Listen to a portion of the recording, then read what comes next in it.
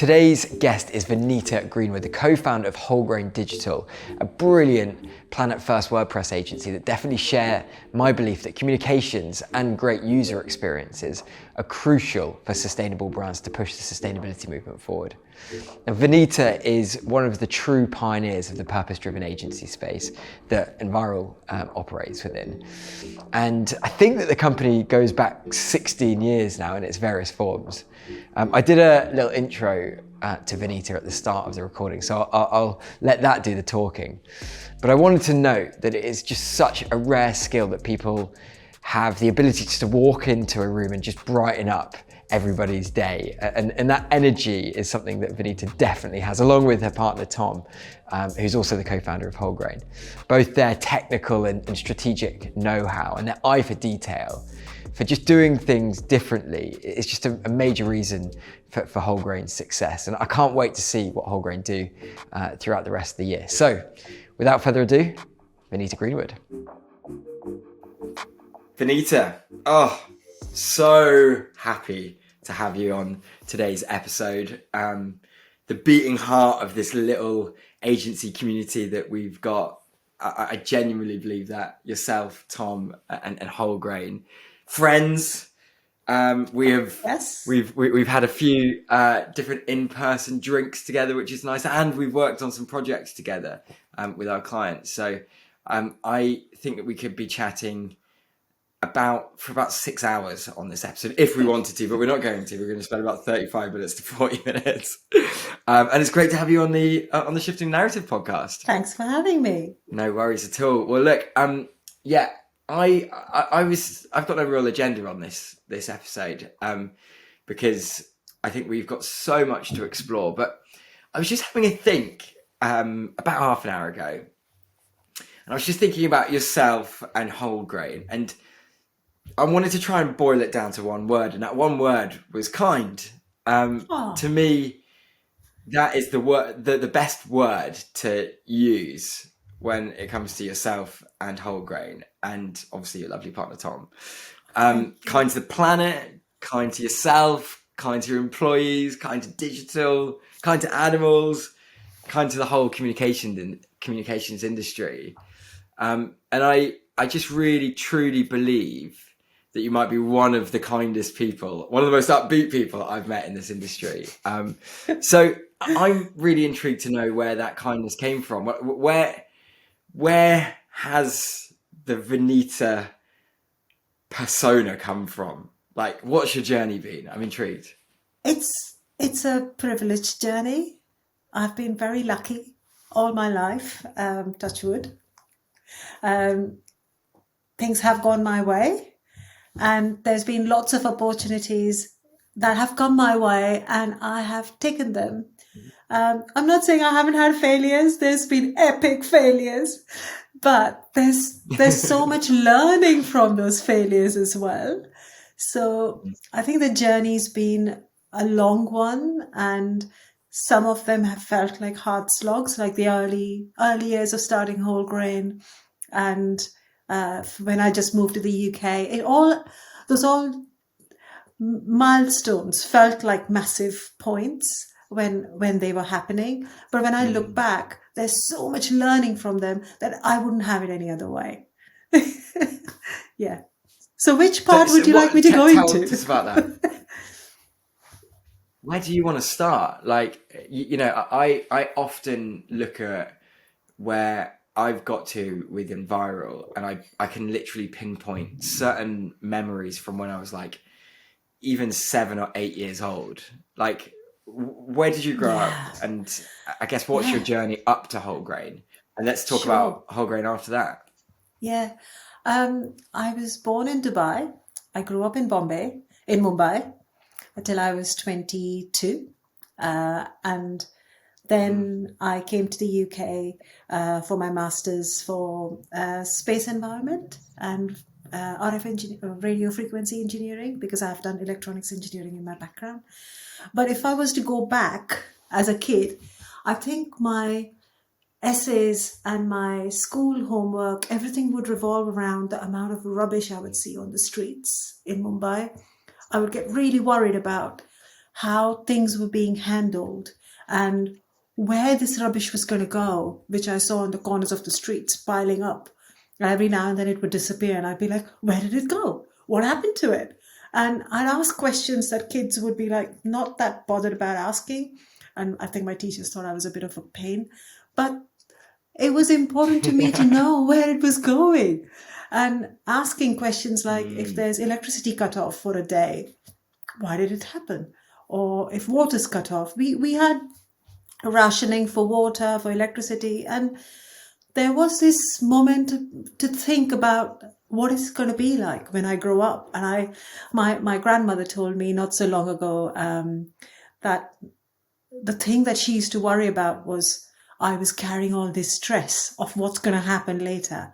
And I used to say to her things like, in the future, people will have wars over water, wars over food. And she'd be like, you are 8. Get over it. You don't have to think about this. And for a while, I actually forgot about it all. I actually did. And then when I finished my, initial education and I came to the UK, I'd sort of put it all behind me because it's so nice here. It's so privileged. Everybody's so happy. And even the poorest people I know in the UK are so much richer than the people I know, some of them in India. So I was a bit more blasé about, things are going to be fine now. People are sorting this climate change thing out, nothing to worry about. But then the IPCC report came out in 2006, and Tom and I were flatmates back then. We were just friends, best friends, living together because we were flatmates. And he talked to me about it, and I said, oh my goodness, this thing that Lord Stearns produced, we really need to do something about it. And then both of us started looking at eco-friendly products and looking at them and going, they look like things that only hippies would use. Why don't normal people use good stuff like eco-friendly stuff? And that's where we both started thinking, because it's not well branded, because no one talks about it. It's not mainstream. And Tom had this background in sustainable product design, and he would talk about how these things need to be presented from the mainstream mindset.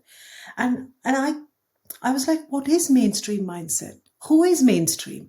And so are the people who shop in Waitrose mainstream? Are people who shop in Asda mainstream? What is mainstream? I don't know. I haven't got the flavor of this country. I don't understand yet. I don't understand the culture yet. And he was like, we got to make sustainability mainstream. Anybody, whether it be Asda, whether it be Waitrose, whether it be Tesco's, people should have sustainable items to buy at their price point that look in power with other options that are around them. And we both had lots of evening walks. We fell in love and all that. And then we started a business with the intention of working with eco-friendly businesses that are doing something about mitigating climate change and giving them a new identity, whether that be branding, design, whatever they need. And we were very poor for the first 5 years, very, very poor. And it's fine because it was important to stick to our principles rather than earn more money. But that comes again from a place of privilege, you see, because we could do it. Because we had savings, we had mummy and daddy bank, and we had some support here and there. We had a place to fall back to if something went wrong. So we learned a lot. We traveled a lot in those 4 or 5 years while we were working for ourselves, and came across lots of eco design principles and started embedding them into our thinking, into our work. And slowly and steadily, we started getting clients. It took a while. But we set out with an intention. When we started our business in 2007, we both said to each other, who are the 3 or 4 clients that we want on our books? One was Ecova. One was Marks and Spencer's. Remember back then they had a plan A. Then there was Solar Century, the largest solar panel manufacturer. And the 4th one was Good Energy. You won't believe it. And Good Energy we only have because of Environ introduced us. Yes. So it took us a great partnership as well. Oh yeah, it's been so amazing. Our team absolutely loves working with Good Energy and you guys. So we've been very blessed. But this is what I mean. We've had opportunities along the way, and by 2014, we had all of the top three clients on our books, and we didn't even do cold calling, or we didn't find them at an event or something. They just came through our form as a lead and asked us to do some small piece of work that became bigger and bigger and bigger. And they all are still our clients even today. And it's just one of those things that the journey was slow. It was very slow, but it was sustainable. So all of the growth that we've had, one or two people a year adding to the team, but only 20 of us. So it's not like we grew massively quickly. It's just been a slow drip, but it's sticking to our principles while we're growing. So it's been a great journey. Thanks for asking. I love it. I love it. I want to ask about your grandmother, your relationship with your grandmother. I had a really close relationship with my grandmother, and I believe that the ability to not only be able to communicate with somebody in a completely different generation, a completely different life experience journey, not only has shaped my communications, but it's also been able to widen my perspective and understanding of the world. How was your relationship with your grandma, and did you have a similar experience then? Yeah, she was strict, really strict. She passed away early last year, but she was very strict. Strict in the sense that she wanted to make sure we had good habits. Wake up at 6 a.m, make sure your bed's done by 6:15, everything's done, you're, on the breakfast table by so and so hour. And yeah, it was fun, but she was fun when she needed to be, but she was also very principled and strict. And the reason I talk about my grandmother and my grandfather, my maternal grandparents more, is because they brought me up most of my life. My mum sort of shuttled back and forth between Mumbai and Dubai, where my dad worked for 40 years. And my mum was sort of looking after us a few months, going to Dubai, spending time with my dad, coming back. And my dad sort of spending every 2.5 months in Dubai working, setting up his, working on his own business, and then coming and spending a week or two with his family back in Mumbai, and then shuttling back and forth. And we had an opportunity to go and spend summer holidays with my dad. So, but while we were in Mumbai, it was my grandparents who were bringing me up. So they had to be strict. They were taking the role of the guardianship. So they were, they weren't, I wouldn't say old-fashioned, but they had old-fashioned, some of their principles were old-fashioned, which meant that there was a learning curve for us to meet in the middle. Yeah. A lot of trust. Really interesting. And when you came over to the UK, and when you came over to the UK, so I'm intrigued by what you were just saying there around, you were kind of just trying to figure out how society existed in the UK, the culture of behaviour, what was right and what was wrong, what was the norm, what was not the norm. And I guess that interesting outsider perspective, which is clearly matched with a deep sense of curiosity. And I've known you a little while, and I know you're a very curious person, always asking questions. Do you think that that's shaped what you do well today? Yeah. When you are from a foreign country, you have to make a choice. Either you fit in and try and understand what the culture is, or go and find your country's community where people would understand where you come from and you sort of become comfortable with that. And I decided the way to go was to learn everything about the UK. And I love it because you have so many more dimensions, and people are so much more accepting and tolerant, and have a massive heart for people who come from abroad. There isn't, contrary to people's beliefs, people are way more accepting and tolerant in the UK. I think there's this media that makes people feel like there's resentment towards people who are coming from abroad. No, there isn't. People love foreign neighbors. They like foreign friends. They like foreign food. They are open-minded. They want to know about you. And they are willing to spend time with you, to teach you stuff. The amount of accent training I went through with my different friends, it was great. They Really? gave me so much help with my V's and W's, and it's nice to have friends who can honestly tell you and what's right, what's wrong, and going back to the kind element, I thought I was being so people were being kind to me, so it's easy to be kind to others, and I think the kindness also comes from clarity.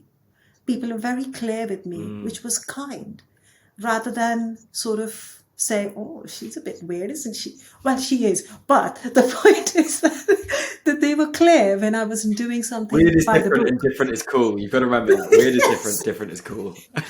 Yeah. Yeah. And I think they were accepting of me, and I felt reciprocal love. So that's why I feel I'm really lucky to have found Tom, to have found my tribe, and a lot more interest in eco-friendly living here. So I don't feel like an outsider. It's been 17 years now, and I don't feel like an outsider. So just I guess for listeners, give the very short condensed spiel on what whole grain does, and then I'm Yeah. really intrigued to know, why did you call it whole grain? Ooh, that's a good one. Whole Grain Digital is a WordPress specific web design agency and we create low carbon websites for positive organizations. When I say positive organizations, they can be businesses, not for profits, charities that actually are doing something positive about mitigating climate change or improving human rights. And that's the focus that we have right from day one. And we have an ethical screening policy to support it. So yeah, and we're very strategic in the way we work. But in the essence of our skills, we are very good at strategy, design, development. So it's the whole works for your online web presence. You Nailed asked it. me a And where second did question, didn't the you? name whole grain come? Oh, yes, Yeah. that's right. So oh my goodness, I'm about to tell you the worst secret, but I'm going to tell you, and you're going to laugh, but that's okay. We used to be called Scamper Branding. And Scamper Branding is what we launched with in 2007. And it was about learning different perspectives through scampering around, learning all of these things. We were young, we had energy. And soon we became Whole Grain Digital because we decided that Scamper was not the right name for us. And as a branding agency, it was definitely not the right name, because I'm about to tell you why. Somebody was putting us on their, what do you call it, like PO system, the purchase order system. And they put us on, and then they sent me a receipt back saying, hey, here's your purchase order. And the first 4 letters were scam. I lost it. I was like, we can't be called scamper anymore, because the first 4 letters are scam. We are not scammers. We are different. We are opposite of scammers. We are authentic people. What's wrong with us? So we had to start thinking about a new name. And the longer we spoke to each other, we talked about being wholesome. And we were saying to each other, should we call ourselves something to do with wholesomeness, this, that? And then we settled on Wholesome Digital. And then we were like, this doesn't have a ring to it. And then one day, it was Whole Grain Digital just came to us. I'd like to take the credit for it, but I don't know who came up with it. But, it probably was Tom. I don't know. And Whole Grain Digital had a ring to it that Wholesome Digital didn't. And it just stuck with us. And I think we put up a new site over a weekend and just went for it. And things actually took off from that point, because it felt confident, it felt us. And I think we had become so nervous about the name Scamper that we weren't feeling like we wanted to go out with that name. So I think if you look on Companies House, we're called Scamper Limited, but we trade as Whole Grain Digital. Yeah. I love that. That's so interesting. And like, how have you seen the agency world, specifically this little purpose-driven agency corner that we're in? Like, how have you seen that change and evolve in the journey, especially like ramping up to the last few years? I'm intrigued to know your journey. It's changed a lot. When we started off, we knew only a couple of agencies. One of them was a hosting company. One of them was a graphic design company. So very few companies that were actually in this space. I didn't find out about Leap in Cornwall until about 2016. So if you look back, 2010, 2008, I actually didn't know any graphic design agencies back then that were properly specializing in ethical design. And when we used to say we only work with ethical companies, we looked like we were sitting on a strange high horse and judging people. We weren't. We were just saying we want to do something with high impact and want to use our skills for good. But it was looking a bit uncomfortable. Whereas over the last 6 years, the scene's completely changed. There's tons of people who've really become mission aligned. They want to do something good. They want to talk to nice people and actually have genuine partnerships. And it feels like almost like we can, oh God, I'm going to sound so mean, but we could just about get to the point in the next couple of years where people who are degrading the environment might not have any skillful people that want to go and work for them. How cool would that be? If you're good at something, you're like, I'm not working for that bad company. I'm only going to work for a good company. And then they don't look good because nobody did something nice for them in terms of their website or brand presence. Yeah. And then slowly and steadily, nobody buys their products and services. And sustainability wins. That's my master plan.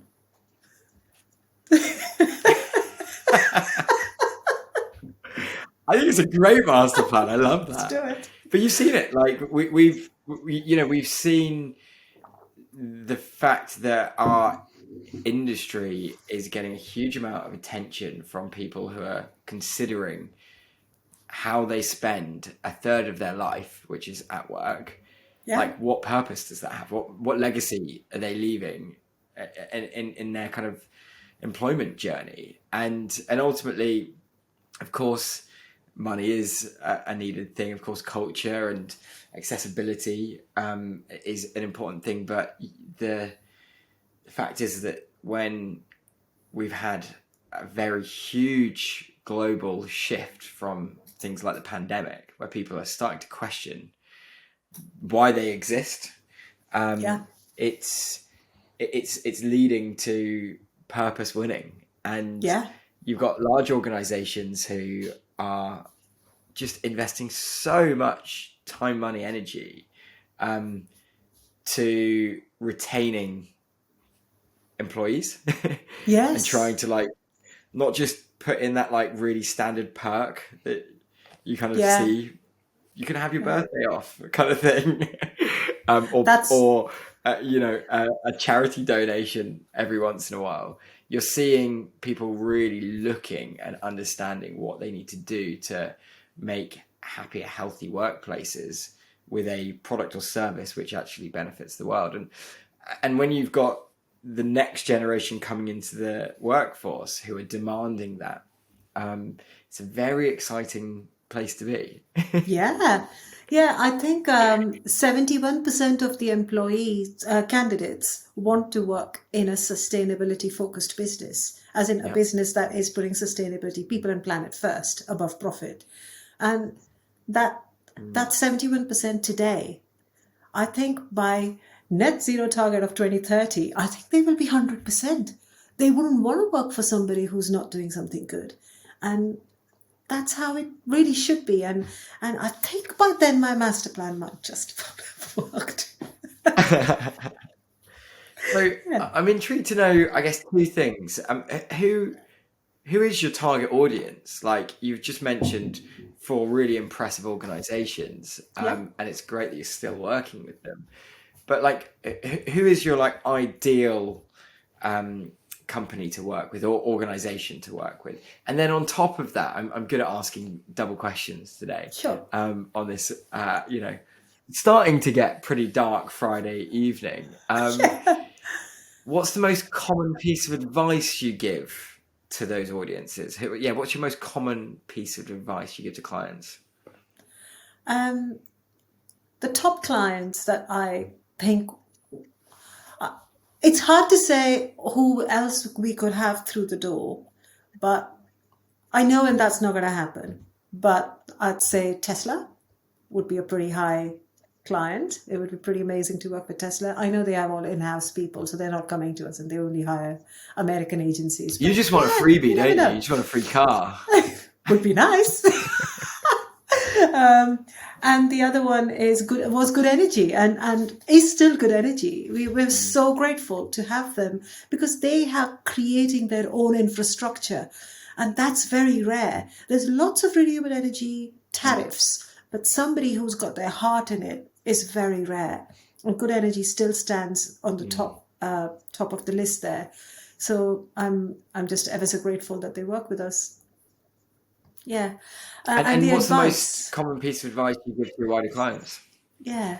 Tell your story, be authentic, talk to your customers as if you're a real person, not a company, because companies are made of real people that are making real decisions that affect people. So when people say, oh, it was a company's decision, no, it was actually a person's decision. Some person decided something. That's why this is happening. So let the person's voice shine and actually treat your voice as a person's voice rather than a company's voice. And I don't know how that forms in terms of branding voice, but I do feel like people listen to people. People don't listen to the government or the company. They listen to somebody who they trust the voice of. Yeah. Yeah, that's really interesting. And because in a podcast scenario, I tend to get asked, I'm sure like yourself, how do you make sure you work with the right clients? And, I've talked about this in a number of different platforms, so have you. I was, just before this recording kind of started, I went for a little walk around my local park and I'm pretty bad at this because I'm like normally a multitasker. I'll be answering emails or sending a voice note, and I won't be really paying attention to the outdoors as much as perhaps I should do on a weekday. But that said, this time my battery ran out on my phone, like within about 5 minutes, and which was amazing. It was so good. And look, digital brings so many benefits of being connected to everyone, everywhere, at any time. But we're also getting more disconnected with the physical, with nature. The desensitization of seasons is crazy. Like, things are changing so much, and ultimately it's because we're not really connecting with the outdoors, with nature, with our planet. And I know you're a big advocate of that, but at the other end of the spectrum, you're also creating digital experiences. So rather than me asking you that question, like, how do you choose what clients to work with? Like, how do you balance running a digital agency when you know that maybe the solution is that we need to maybe get outside more? Yeah, that's a really good question. While you're on digital, you want to create an experience of feeling like you're sitting in your cozy armchair in your private living room with not necessarily your curtains closed, but maybe half closed. So your environment that you create on your digital experience should be safe, comfortable, domestic, and private. So you should be able to turn the page of your book and nobody look at it and find out where you stopped reading. That's how I feel digital should be, so that you don't have this fear of somebody watching over you, and everything should be accessible like it's in your house for yourself and so on. So that's my digital viewpoint. But I do realize that the amount of time we spend in nature is not enough, and really we should be spending more time while swimming in the cold and interacting with the elements, playing in the leaves right now in autumn. It's so beautiful out there.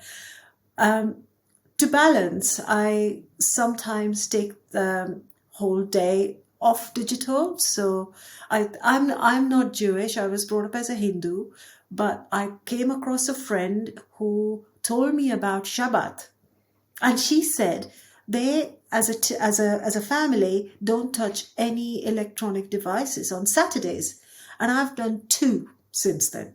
In the last 3 years, two. And those were my best Saturdays, because from the morning I decided I'm not going to touch technology.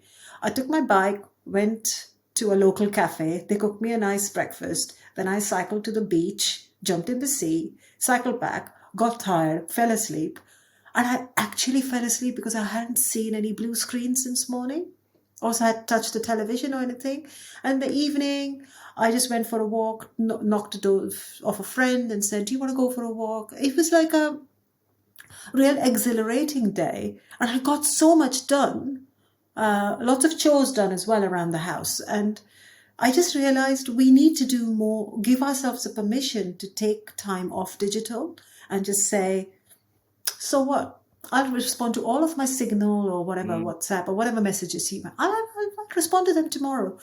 And if somebody really needs me, they can call me on my landline. I've got an old-fashioned landline. It goes ring, ring. It's great. Old school. Totally old school. But it's really, if someone really needs me, they know how to get in touch with me.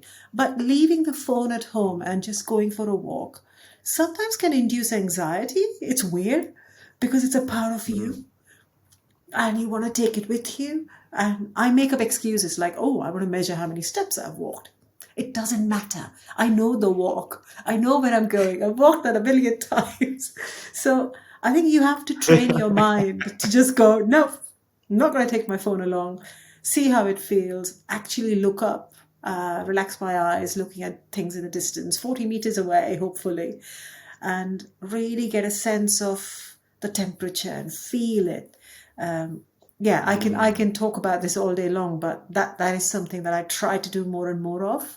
I'm trying to integrate walking, not running, but actually just mindful walking into my life. And I think that matches really well with living offline for a certain period of the day. And it sort of relaxes your brain. It sort of brings you back down.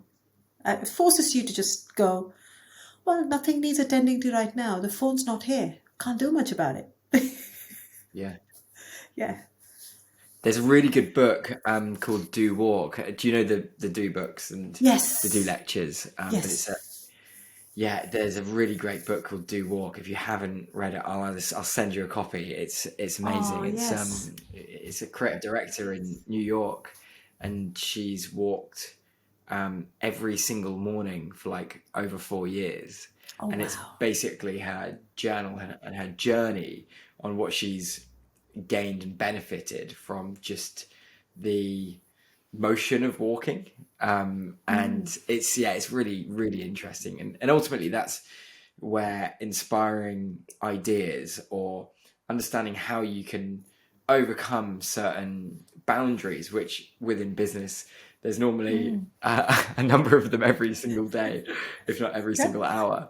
And the power of just getting it out is very, very interesting. But I think you've hit the nail on the head, though. Like digital is the reason why the movement is happening so fast. The reason why we've got a complete entire shift happening right now with how we are looking and understanding how we operate on this planet is that education is as it's as accessible and easy to get your hands on and understand more than ever. And that's because of digital, it's because of content, it's because of creativity. And there's definitely a time and a place for both, isn't there? Yeah. I'm a big fan of James Clear, if you've come across him, for Atomic Habits. Have you come across that book? It's really good. Oh yeah, I have. Yeah, a little bit. Yeah. I took that on my birthday this year, and I took 3 days in a cabin, called Unplugged. I don't know if you've come across Unplugged. This is not a plug for them. Yeah. We don't do work with them, or I don't even know them. It's just we used Unplugged to find a cabin and stayed for 3 nights without any digital equipment around us. And I think that's the most relaxed I've ever felt, because it was just leaving technology behind. And there's a little phone box that you put your phone away. Don't you have to lock? Don't you have a box that you put your phone into? Is that right? Yeah, When yeah, you get yeah, into the yeah. cabin? Yeah, it's really cool. And you've got this little cabin, you've got the cooking utensils, you just wander around. It's really nice. Yeah. I think more people should Love that. just take that time And out. so how do you share that inspo then with your team? Because you know what I've found with the Enviral team is that we're all so unbelievably passionate about really scaling our clients because they're all doing brilliant things, but we're in a pretty doom and gloom space. You know, once you see the problems with our changing world, you can't unsee them. Yeah. And ultimately, I think as business owners, we have to inspire and we have to remind, and we have to show and demonstrate and live and breathe how we need to sometimes look after ourselves and how we need to unlearn certain things that are very easy to creep into our lives, like working really long hours or not going for that walk at lunchtime or eating at your desk. How do you do that? And is that something that you're really passionate about with Tom in running your organization? No, I'm guilty of all of those things. Absolutely guilty. But at the same time, Same. yeah, yeah, and but at the same time, I'm quite good at hypocrisy and telling the team, you need to get away from your desk and you need to go for a little walk. And we try to encourage each other. And there's this team member of ours who's every now and then unexpectedly will yell posture, and everybody just straightens up. It's quite funny. It's quite funny. It's like a little alarm I've once or literally twice just a day. straightened up. I just, It's quite funny. He just yells in the middle of the room, posture. Everybody just goes straight. It's great. So we do talk to each other about well-being and so on. We've got Spill, just like you guys. We've got Spill. But really, we have a team coach. He's brilliant. He does one-on-ones with each of us and works out what's our growing edge. We work internally with adult development theory. So we don't believe that people stop learning. I believe people continue to learn all their life, right until they give up, I suppose, in life, as in, die. But at the point you are in your life right now, there'll always be something that you wish you could learn more of. For example, at the moment, I'm learning about setting boundaries and saying no, and being clear in what I say, and it's challenging. So we have this performance coach, like I said, team coach, who helps us not just sort of understand where our growing edges are, but also sort of help us unblock what's stopping us from saying no. What is it that I'm feeling? What is this sense of guilt? Why is it coming? And actually talks to us about it, does team training. Yesterday we had feedback and setting boundaries session for 3 hours in the afternoon, and the whole team was together in Somerset House. And it's really helpful to then continue that conversation in regular conversation, giving feedback to each other, saying, I saw you were spending far too long. I saw you log on at the weekend in your email. Is everything all right? You can have a more empathetic conversation, and bring those points up with your team member without feeling like you're intruding in their private space. Because we have flexible work as well. So there might be a case that they just didn't get to anything on a Friday and then decided to just log on Saturday and do their work. So that's okay. But it might also be the case that they are feeling overwhelmed. So asking these little questions on how things are going really reveals a lot. And having a team coach has also really helped. Yeah. We're going through the exact same journey at the moment, and feedback especially. We're really trying to determine what the Enviro way of working is as we grow and develop and learn. And I think it's such an interesting theory, feedback, isn't it? It's something that the most successful people in the world tend to be really good at asking for feedback.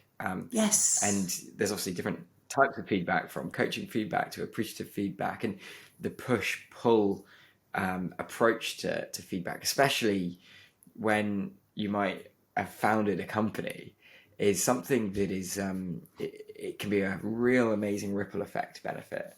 And well, I'm intrigued to see how that journey goes with you. To wrap things up, and I can't believe we didn't even talk about B Corp, because Yes. you know, there are now 1,000 in the UK. That's amazing, isn't it? 1,000 members. I was totally really interested to understand what your view is on the future of B Corp, because I know you've been really interested in bringing and being an advocate to the B Corp process and the B Corp community. But we might leave that for next time, because I think there might be a next time. I think I'd really like to get you and Tom on at some point. So we'll maybe just put a pin on that one. But to end, I always ask 3 questions, and I'm definitely going to ask them for yourself. So the first is, who is the most inspiring person you've ever met? Oh, this is a really difficult one. I'm gonna say the honest answer, Tom, my husband. He really inspires me every day. He genuinely is inspiring, and he's kind, he's calm, he's collected. I can throw tantrums all day, and he'll still be just like, yeah, all right, okay. It's really helpful to see that sort of,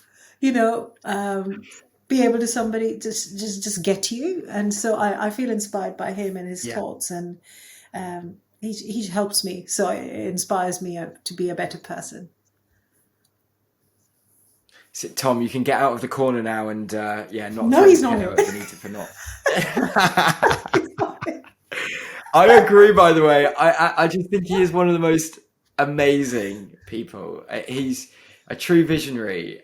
He's very considered, but he's also just so laid back. He really is. And the amount of stuff that he gets done for a laid back person is brilliant. I'm in awe of that.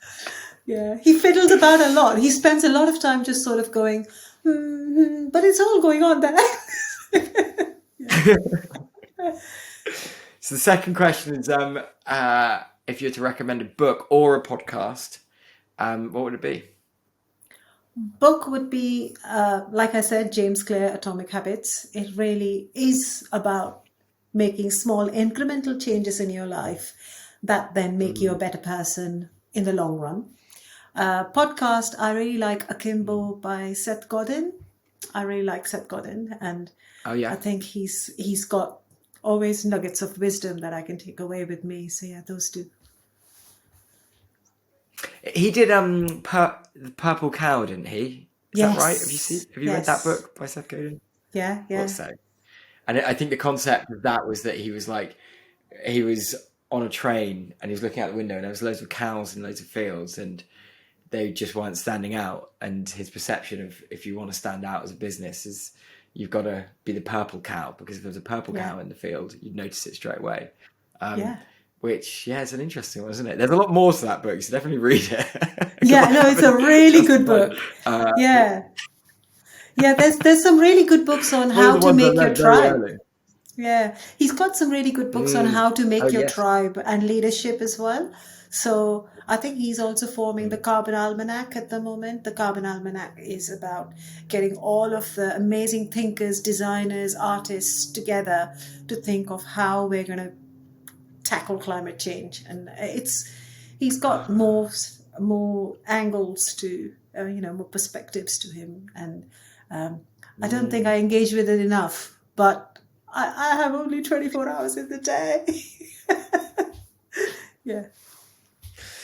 Final question then. What music are you listening to at the moment? What's the thing that you might put on either on the train journey up to London or back, or in the office, or maybe on that walk if you do take your phone with you? What songs or bands are you listening to? Oh, I'm going to sound like such a hippie now. I'm really into hang drum music.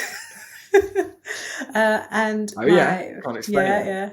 yeah. My favorite artist is Yatao, and he has some really amazing music. I think it's a duo. They do really nice hang drum music, and because I'm doing proposals or reading RFPs on the train, it's much easier for me to have background music than actual words, because as soon as there's words, I start singing along, and I don't think people want to hear me sing, so that's okay.